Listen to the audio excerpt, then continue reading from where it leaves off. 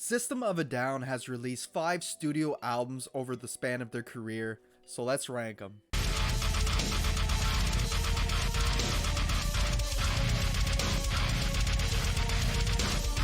Hey guys, welcome back to the channel. Hope you're having a good one today. I'm the Metal Junkie, and today I'm ranking all 5 studio albums from System of a Down, from worst to best, which is going to be extremely difficult to do because this is one of my favorite bands of all time. I do not think they have a bad record, so yeah, it's going to be a tough ranking to say the least. This band has had a huge impact on my life and my musical choices over the years. Been listening to these guys since they came out with their debut back when I was a young child, so yeah, huge band in my life. And just a quick disclaimer before I get into this is my ranking, so it's probably not going to line up with your ranking, just keep that in mind. But I would love to hear how you rank all these albums down in the comment section. We'll have a great discussion, and without wasting any more time, let's get into it. So coming into last place at number 5, I ended up going with Hypnotize from 2005. Like I said, it was real tough choosing which album I liked the least, but I had to go with this one. Interesting enough, this one was released at the same year as Mesmerize, just a few months later, which is incredible for a band to put out 2 studio albums the same year. It may be the weakest for me, but it's still a really good album. Even when I first received this album, it took me a little while to warm up to it. I got this as a Christmas present, I believe, the year it came out in 2005. And yeah, I wasn't huge on it at first, but I slowly warmed up to it over time. I think Dreaming, Tentative, and Holy Mountains are the huge standouts here, especially Holy Mountains. Such a good song. They're really hard hitting, and those are the ones I return to the most. Lonely Day is a really impressive radio track as well. Really something a little bit different than what they did before. It's a bit depressing, but very well made. Of course, System of a Down has some bizarre songs throughout their discography. I just feel that this time, when they go on that more weird, silly side of things, it feels a bit more superficial than before. Like, it feels a little forced, I should say. It doesn't feel as natural as before. For example, songs like Kill Rock and Roll and She's Like Heroin, I feel like those songs fit that category where they feel like they were made to be silly just to have silly songs on here, you know. It feels a bit forced. And it was really cool just to get a full-length version of Soldier's Side, which we got a little snippet of in the intro of Mesmerize. I kind of dig that. Like I said, it's a great album, but the last one that I'm going to grab when I'm revisiting a System of a Down album, unfortunately. Up next, at number 4, I'm going with Steal This Album. Now, this one has some pretty cool artwork to it, you know. We didn't have a booklet or nothing. When you buy this album, you're literally just seeing the CD through the clear case, and it said Steal This Album. At a time where everybody was burning CDs and downloading, this fit right in with the times. And the sound of this one is kind of a mixture of their debut and Toxicity together. Like, you get a little bit of everything. It's heavy, it's a little silly, but it also has some good commercial tracks. And of course, having 16 tracks on your album, there's bound to be a little bit of filler on here, but even those songs are pretty fun to listen to. Some of my favorites are Bubbles, ADD, IEAIAIO, Highway Song, Theta Waves, Streamline. They're all so good. We get a bit more sporadic, crazy stuff on here too, like in the debut, with songs like Chicken Stew, 36, and Pictures. And if you're into the more melodic side of things, Mr. Jack, Eagle Brain, and Roulette are great tracks for that. Honestly, it's kind of the whole package, this album. They really offer you everything that the band has to offer, right? It's all here. It's sad that it's their most forgotten album out of their discography, I feel, because it doesn't deserve it. Coming up next at number 3, I'm going with Mesmerize from 2005. Very special album to me because I bought this on my grade 8 school trip where we went to Halifax, and honestly 90% of our school trip, everybody on our school trip bought this album. It was just so huge. BYOB was such a big hit at the time, and literally our whole school was listening to it, it felt like. And I felt like this was the album to put the band back into the spotlight. You started to see them on TV again and starting to play on all the music stations again.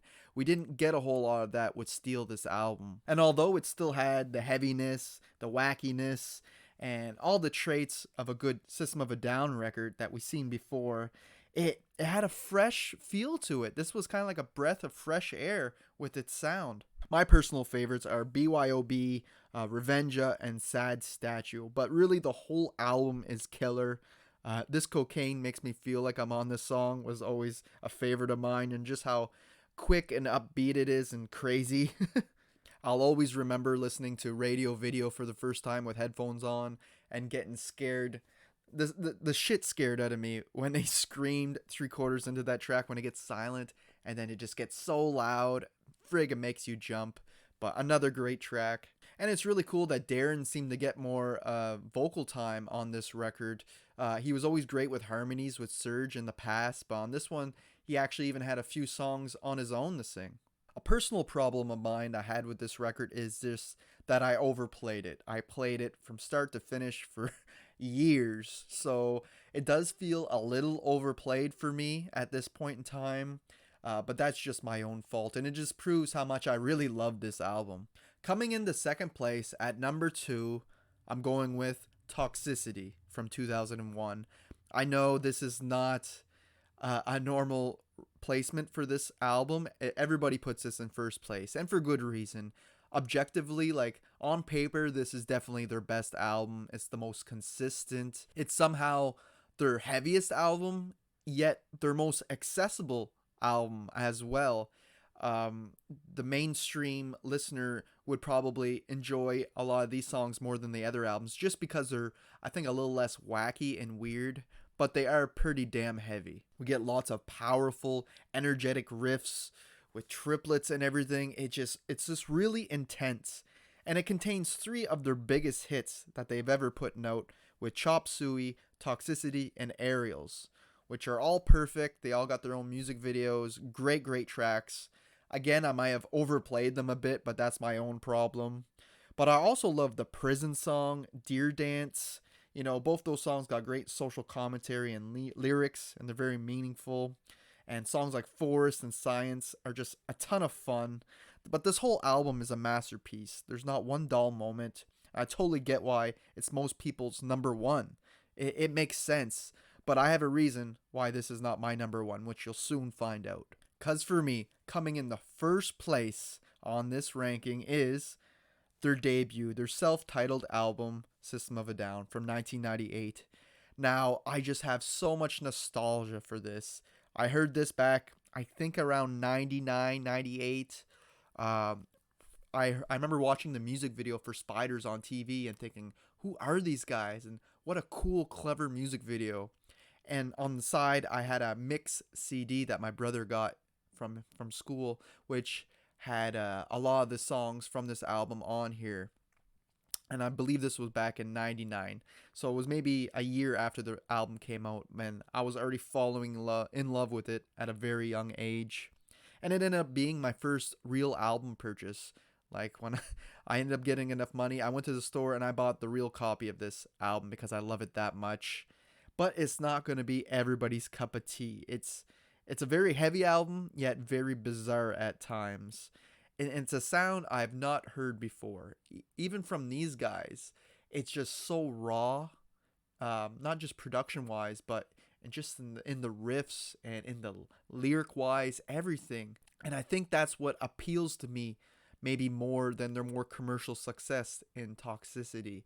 I like how out there it is and different. It's very unique. Looking at the track list, we got great songs like Sugar, which, you know, was probably the biggest hit on here. But I also love Sweet Pea. It's just chaotic and crazy, especially near the end. I love Suggestions, how we're switching from acoustics to really intense chorus.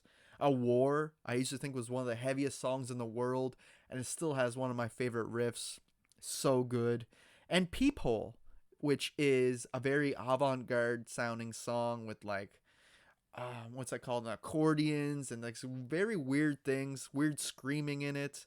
Very bizarre. Probably one of their most bizarre tracks that they put out, but I absolutely love it. Like I said, this album is not going to be for everybody.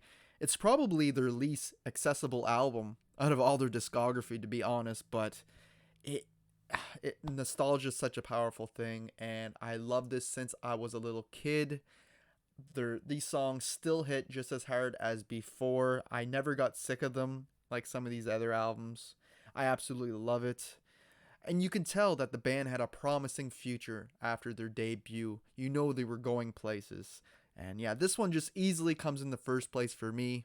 I know it may be a hot take, but that is just my opinion, guys.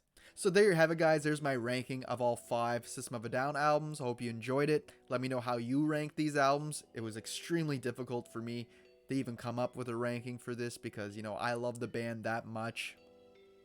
For reference, for track listing and stuff like that, I use metalstorm.net if you guys are interested in checking out that site and looking at. They're a great website for discographies and making lists and stuff like that. I'm going to try to put out more reviews and rankings like this, not just reactions. I'm going to try to balance out the content for 2024. So I hope you guys enjoy it, and until next time, thanks for watching.